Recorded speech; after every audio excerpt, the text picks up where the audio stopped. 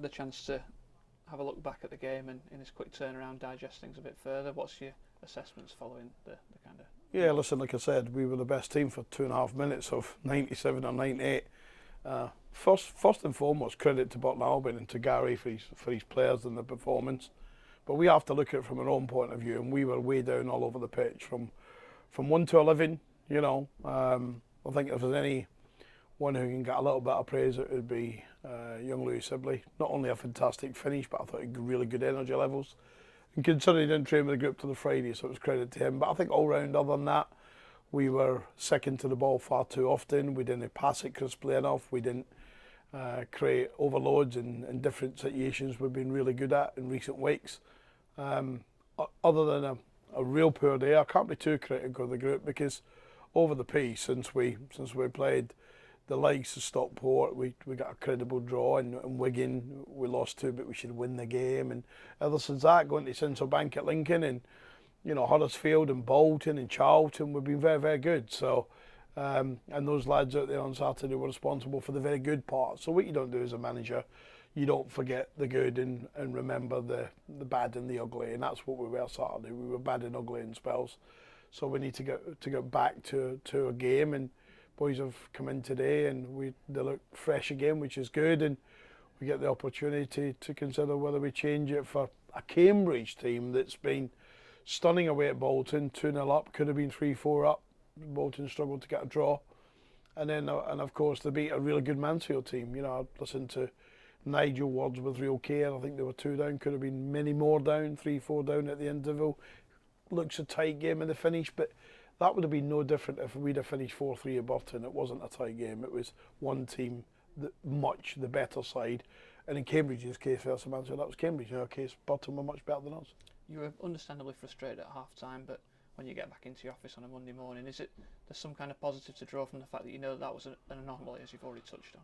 Yeah, I think you need to, when you go away on a Saturday, you're disappointed. On a Sunday, you take the opportunity as a head coach or a manager to watch all the game back. And I looked in certain spells in that game. You know, what was the killer for us? The 2 goals in, was it 3-4 minutes?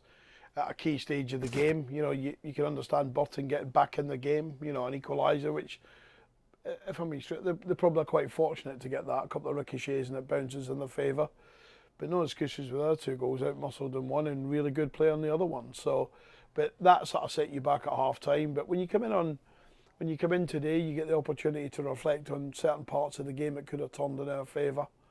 And I'll tell you what did stick in my mind: the support we got. The support from the Millers fans was not only outnumbering the home support, which was an incredible achievement, but how they stuck with the boys. And if we do that, we'll win more than we lose. Speaking of supporters, looking for a bit of engagement following the win over Charlton, we put a bit of a post out saying what did you like about that, and they've kind of said that the hard work and determination is what's underpinned recent performances, and obviously that's not gone away overnight, has it? Isn't that Rotherham United? You know, and when I say the new Rotherham United, I can't talk for the Tommy Dochertys, the Porterfields, the Emily Hughes, the Ronnie Moore eras, but I can talk about my era first time round. I can talk about, you know, Neil Warnock's time. I can talk about Paul Warren's time, where the thing that everyone believed coming to play against Rotherham, home or away, was you had to match that effort and commitment, tenacity and will to win. And we're going to have to deliver that again tomorrow night, because this Cambridge side come here in good fettle. We respect them, but we can beat them.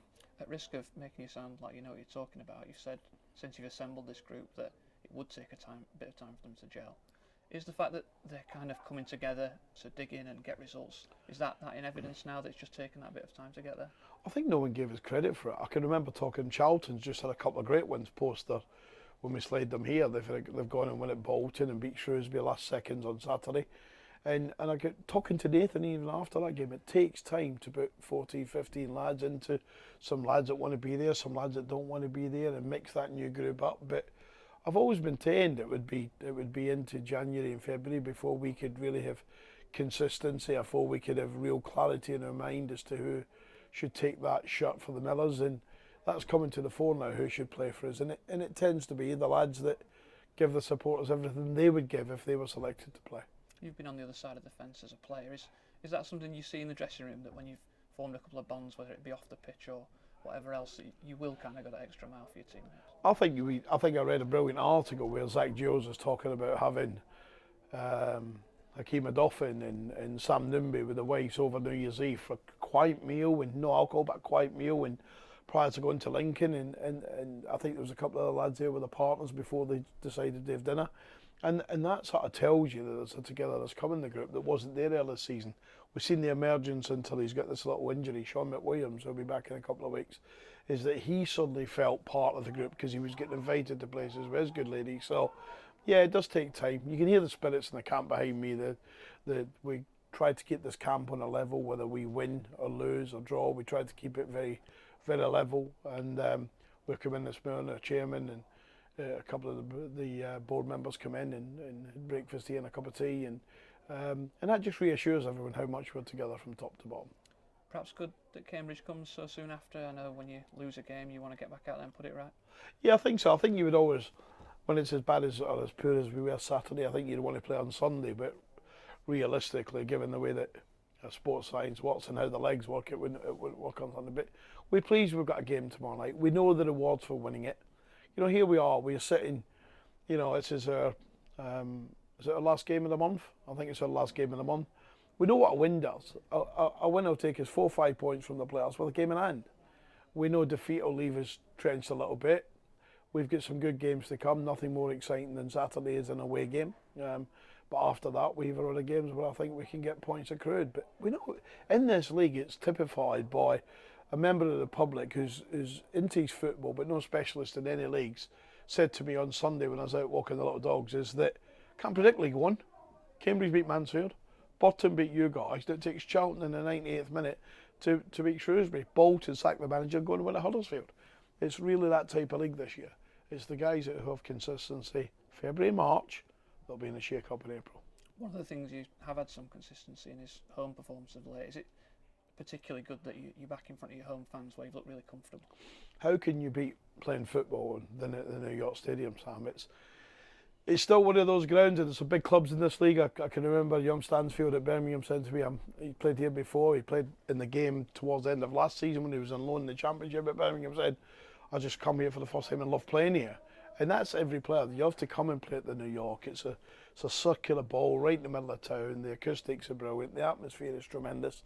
We need to have Millers fans like our fans. We need them like we had against Bolton, like we had against Charlton, like we had against Stockport, Wigan. They've been, listen, they only got applauded by me, and thank you for sticking with us, because, you know, Saturday I was on the fence near the end as to what reception they would get. Then they stuck to a man, but they stood largely and applauded the players because they knew it was not for lack of effort. They'll get effort tomorrow night.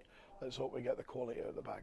I know you're not fully versed in the lyrics just yet, but joking aside, the Millermen kind of buzz that's around the stadium at the minute. Have you noticed that as players and staff? It was sung before the game the other day to give a bit of a lift going into. Yeah, I think it's brilliant. I think every football support at every ground has a song, don't you? And I think when that's got up, that's the one that sort of grabs you, if you like. This club grabs you. Once a Miller, always a Miller, and that song is famous for that. And finally, just any news on the injury front? I know you're crossing your fingers on Sam Nombe. Well, Sam's been out on the grass today. We'll make a decision tomorrow is when we speak to the medical staff whether he can be in the 18, but he's been on the grass today, and I just said to him there walking by, smashing some balls into the top corner, and I laughed and said it's either top corner or tree, Sammy. It's one of the two, but he's a good kid.